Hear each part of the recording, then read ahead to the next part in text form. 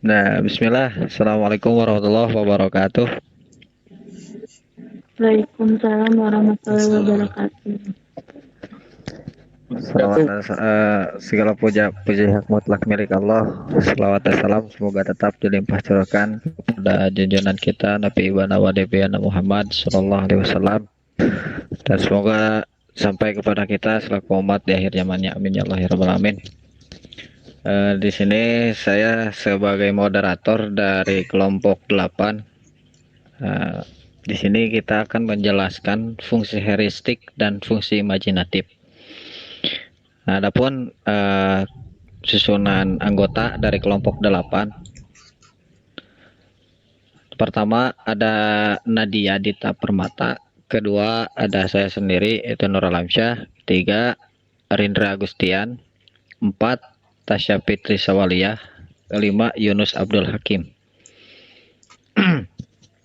Itu anggota kelompok 8. Adapun fungsi heuristik akan dijelaskan oleh Kang Yunus.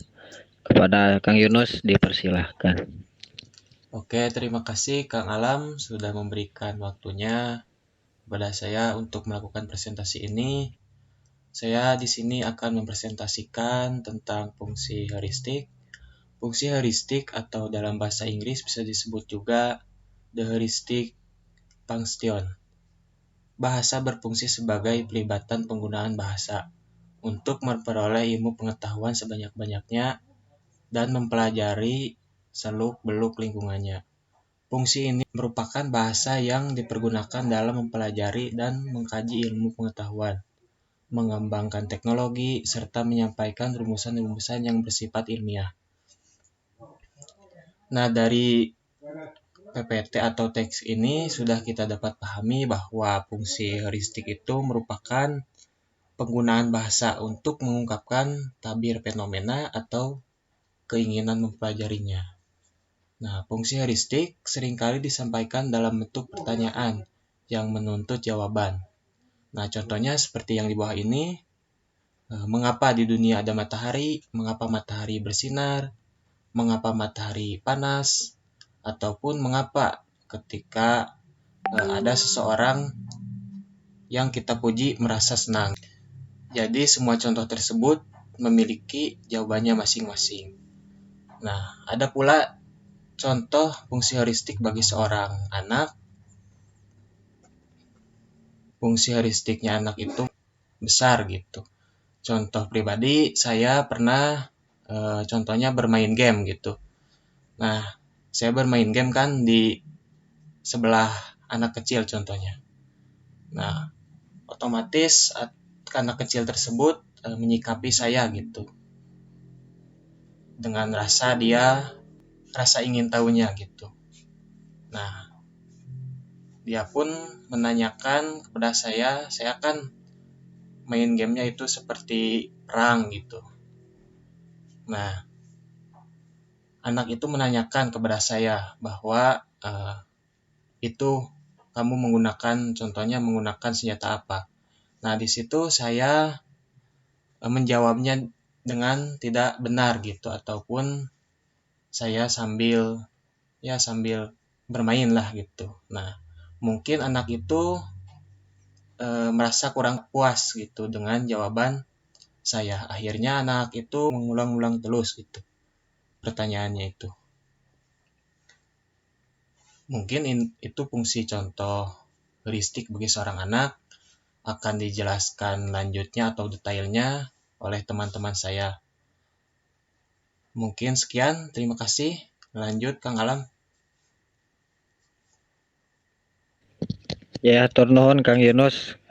Silahkan untuk yang selanjutnya oleh Nadia. Silahkan Teh Nadia. Ya, di sini saya akan melanjutkan presentasinya. Di sini contoh percakapan seorang anak dan orang tua yang menerapkan fungsi heuristik. Ayahnya menguap dan mengeluarkan air mata. Jihan bertanya kepada sang ayah, "Mengapa ayah? Kenapa?" Sang ayah menjawab, "Tidak apa-apa, sudah Jihan tidur."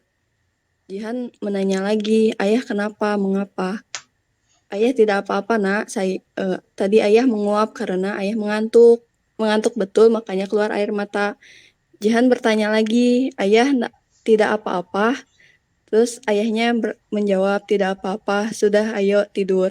Penggunaan tuturan anak tersebut menggambarkan bentuk penggunaan bahasa yang berupaya mengungkapkan tabir fenomena dan adanya keinginan untuk mempelajari dan mengetahui sesuatu.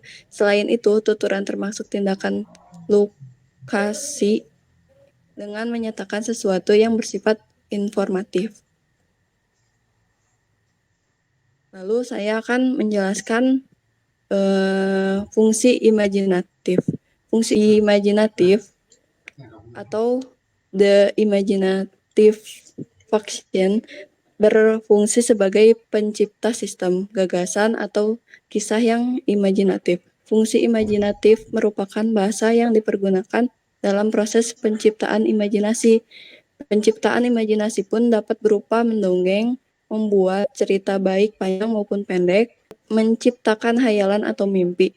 Pada masa anak-anak, daya imajinasinya berkembang begitu pesat. Imajinasi pada anak tergambar juga dalam penggunaan bahasanya. Maka dari itu, imajinasi yang cemerlang perlu ditanam sejak dini. Ya, akan dilanjutkan oleh teman saya, Tasya.